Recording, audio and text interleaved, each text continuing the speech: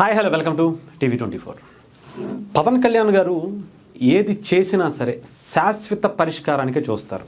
నేను చెప్తున్నాను కదా, మార్క్ మై వర్డ్స్.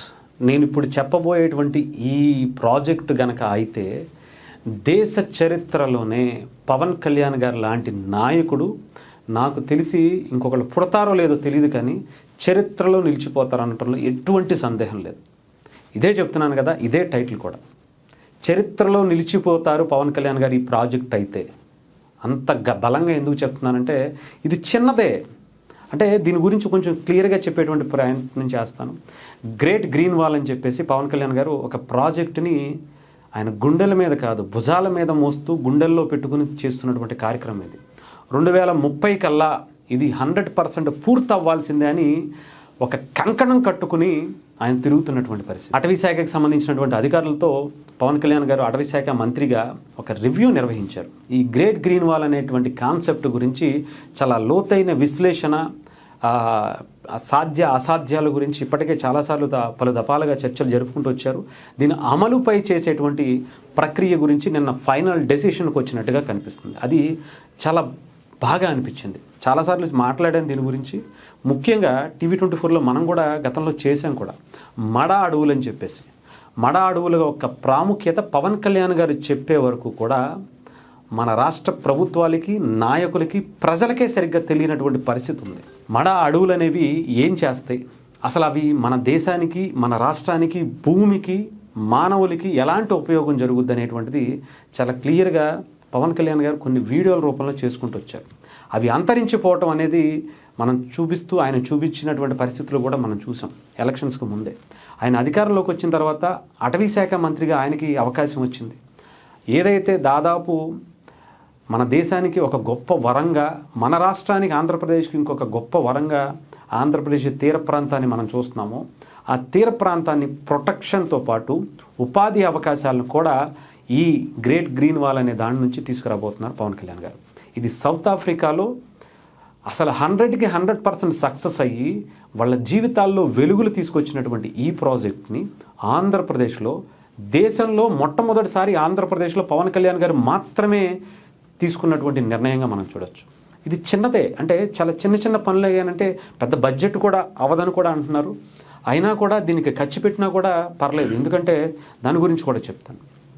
కొన్ని ముక్కల్ని ఇసుకలోంచి ఆ సముద్రపు ఏదైతే తీర ప్రాంతాల్లో ఉంటాయో అక్కడ అవి నాటిన తర్వాత అవి నాచులాగా భూమిని చాలా బలంగా పట్టుకుని, ఎక్కడా కూడా సముద్రం నుంచి వచ్చేటువంటి ఆటుపోట్లని, అలల్ని తట్టుకుని ఆ భూమిని కాపాడటం కోసం ఆ నాచుకు సంబంధించినటువంటి చెట్లన్నీ కూడా, ఆ పాదులన్నీ కూడా ప్రొటెక్టివ్ వాల్గా తయారవుతాయి. ఇది దాదాపు ఆంధ్రప్రదేశ్లో ఉన్నటువంటి 1050 కిలోమీటర్ల మేర ఉండేటువంటి ఆ తీర ప్రాంతాన్ని అంతటిని కూడా ఇవి కాపాడతాయి.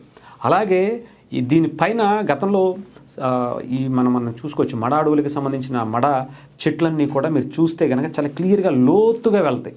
ఎక్కడ లోతుగా వెళ్తాయి అంటే అసలు వాటికి అంతు పొంతు అనేది ఉండదు.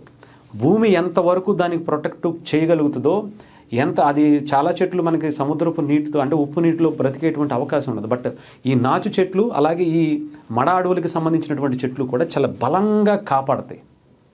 ఆ ఆటుపోట్లను అవి బలంగా అడ్డుగోడగా నిలబడిపోయి, అంటే సిమెంట్తో కట్టినా, రాయితో కట్టినా కరిగిపోవటం కావచ్చు, కొట్టుకుపోవటం కావచ్చు జరుగుతాయి. ఇవి అలా కాదు, ఎన్ని నీళ్ళు వస్తే అంత బలంగా వాటి బలాన్ని పెంచుకుంటాయి. చెట్లు భూమిని కాపాడతాయి. అలాగే దీని నుంచి ఆ నాచు చెట్లు ఏవైతే ఉంటాయో దాని నుంచి చాలా ప్రొడక్ట్స్ కూడా తయారు చేయొచ్చట. దాని ద్వారా మత్స్యకారులందరికీ కూడా ఉపాధి అవకాశాలు కూడా మెరుగయ్యేటువంటి పరిస్థితి ఉంటుంది. ఎన్నో ప్రొడక్టులు తయారు చేసి వాళ్ళుగా స్వతహాగా ఒక కంపెనీలు పెట్టుకోవటము, లేదంటే మంచి చిన్న పరిశ్రమలుగా చేసుకోవటము, ఇలాంటి అవకాశాలు కూడా ఈ నాచు అనేటువంటి చెట్లు ద్వారా వాళ్ళకు కూడా అవకాశాలు వస్తాయి. దేశ విదేశాల వరకు కూడా ఎక్స్పోర్ట్ చేసుకునేటువంటి పరిస్థితులు కూడా ఉన్నాయట. ఆ నాచు అంటే సహజ సిద్ధంగా ఎక్కడా కూడా ఎన్విరాన్మెంట్ పాడవకుండా చేసేటువంటి కార్యక్రమం ఇది. అలాగే పైన వచ్చేటువంటి ఈదురుగాలని, తుఫాన్లని తట్టుకుని నిలబడడానికి మనం చాలా సందర్భాల్లో సీకి సంబంధించి, అంటే సముద్ర తీర ప్రాంతాల్లో సర్వే చెట్లని కొన్ని ఉంటాయి. అవేంటంటే ఆ తుఫాన్ నుంచి వచ్చేటువంటి ఆ వేగాన్ని, గాలిని అంతటినీ కూడా తట్టుకుని ఆ చుట్టుపక్కల ఉండేటువంటి గ్రామాలని, నివాస గృహాలని, అలాగే మనుషుల్ని కూడా కాపాడేటువంటి పరిస్థితి చేస్తాయి. కాకపోతే దురదృష్టవశాత్తు దాన్ని పెంచేటువంటి అవకాశం లేకుండా ఉన్నటువంటి వాటిని కూడా కొట్టుకుని వెళ్ళిపోయేటువంటి పరిస్థితికి వచ్చింది. కానీ పవన్ కళ్యాణ్ గారు అవి ఇంకా ఎక్కువ స్థాయిలో చేయాలి, ఎక్కువగా వాటిని నిర్మించాలి. 2030 కల్లా అవి ఇంకా ఎత్తు ఎదిగి దాని నుంచి అక్కడి నుంచి వచ్చేటువంటి తుఫాన్లని ఇంకొకటి దాన్ని మనం ఆపటానికి సహజ సిద్ధంగా వాటిని మనం ఏర్పాటు చేయాలని పవన్ కళ్యాణ్ గారు ఒక సంకల్పంగా తీసుకున్నారు. ఆస్తి నష్టం ఆపుతుంది, అలాగే ప్రాణ నష్టం ఆపుతుంది, అలాగే మన దేశానికి ఎన్నో విధాలుగా ఉపాధి అవకాశాలను కూడా ఇవి చేసేటువంటి పరిస్థితులు ఉంటాయి. సో మీరే ఆలోచించండి ఎంత బలంగా పవన్ కళ్యాణ్ గారు దీని మీద వర్క్ చేస్తున్నారంటే, అంటే ఆయన ఒక్కడే నిజాయితీగా ఉంటే సరిపోదు, ఆయనకు ఉండేటువంటి టీం కూడా ఉండాలి. అందుకనే దేశంలో ఏ నాయకుడు ఎంత పెద్ద ముఖ్యమంత్రులైనా సరే ఇంత బలంగా నిర్ణయం తీసుకున్నా కింద వాళ్ళు చేసేవాళ్ళు లేరు.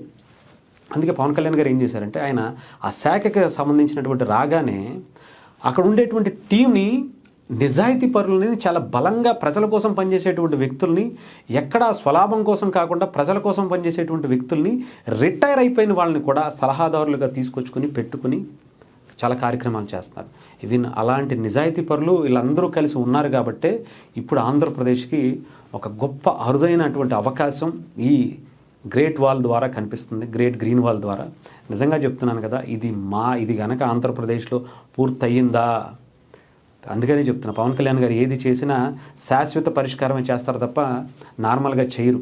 ఏదో తుఫాన్ ద్వారా వచ్చిందా 10,000 ఇచ్చామా, లేదా ఇంకోటి వచ్చిందా 10,000 ఇచ్చామా అన్నది ఉండదు. ఇంకా కంప్లీట్గా దాని నుంచి రక్షణగా నిలబడాలి అనేటువంటి దాని మీద ఇప్పుడు కాదు, రేపటి తరాలు కూడా దాన్ని చూసి అబ్బా ఏం చేశారా బాబు పవన్ కళ్యాణ్ గారు అనే గొప్ప ఆలోచనగా వస్తుంది. అంటే మన గత ప్రభుత్వాలు చూసుకుంటే ఆంధ్రప్రదేశ్లో వైజాగ్లో విశాఖపట్నానికి ఆ సిటీకి అడ్డుగోడగా నిలబడినటువంటి ఋషికొండ బీచ్ని గుండు కొట్టేసి బిల్డింగ్ కట్టుకుని కొన్ని వేల కోట్లు పెట్టి బిల్డింగ్ కట్టుకుని దాంట్లో బాత్రూమ్ వెళ్ళడానికి 36 లక్షలు పెట్టి ఒక కబోర్డ్ ఏర్పాటు చేసుకున్నటువంటి వ్యక్తి. అంత డబ్బు గనక ఆంధ్రప్రదేశ్ మొత్తం నాకు తెలిసి ఆ బడ్జెట్ అయిపోద్ది. అప్పుడు ఆ బిల్డింగ్ కట్టినటువంటి ఖర్చు నిజంగా దాంట్లో ఇప్పుడు ఎవరు ఉండటానికి కూడా వెళ్ళలేకపోతున్నారు. అంత ఎక్స్పెన్సివ్ దాంట్లో ఎందుకు ఉంటారు చెప్పండి. అంటే జగన్మోహన్ రెడ్డి గారి కంటే రాచరికపు అలవాటు అయిపోయాయి కాబట్టి రాజుల కాలంలో ఉండేటువంటి రాజులా ఫీల్ అవుతున్నారు కాబట్టి ప్యాలెస్లను కట్టుకుంటారు. అంతే తప్ప ప్రతి వాళ్ళు వెళ్ళి అలాంటి దాంట్లో అంటే మనకి ఇక్కడ ఏదైతే హెరిటేజ్ ఉంది, మేము అలాంటి బిల్డింగ్, ఇది తెలంగాణకి సంబంధించి పలకనామా ప్యాలెస్ ఉంది అంటే కొంతమంది చెప్పుకుంటున్నారు, మేము పలకనామా ప్యాలెస్ ఆంధ్రాకి తెలంగాణకు ఉంది, హైదరాబాద్కి నవాబులు కట్టించారు, అందుకే ఆంధ్రప్రదేశ్ కోసం జగన్మోహన్ రెడ్డి గారికి కట్టించారు అని.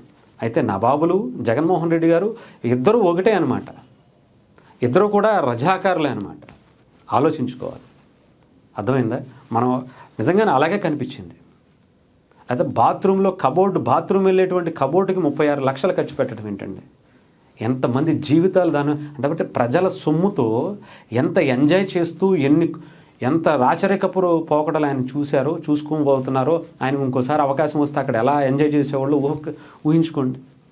ఆ ఒక్క బిల్డింగ్ కట్టినటువంటి ఖరీదు చేయదు ఇదంతా ప్రాజెక్టు.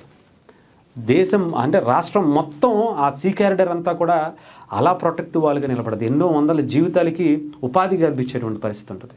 సో జగన్మోహన్ రెడ్డి గారికి అలాంటివి ఏమి ఉండవు అనుకోండి, అలాంటి ఆలోచనే ఉండదు. కానీ సో ఏదేమైనా సరే పవన్ కళ్యాణ్ గారు ఇది చేస్తే ఇది అయిపోతుందని చాలా బలంగా ఆయన ముందుకు తీసుకువెళ్తున్నారు. ఆయన తప్ప ఇంకొకరు చేసేటువంటి అవకాశం కూడా లేదు. అలాంటి నిజాయితీ గల నాయకుడు చంద్రబాబు నాయుడు గారి సపోర్టుతో పవన్ కళ్యాణ్ గారు ప్రజల కోసం చేస్తాడు, ఆయన ఏం చేసినా సరే ప్రజలు మంచి కోసమే చేస్తాడు అని చెప్పి ఆయన కూడా సపోర్ట్ ఇస్తున్నారు కాబట్టి చాలా బలంగా చేయగలుగుతున్నారేమో అనిపించింది.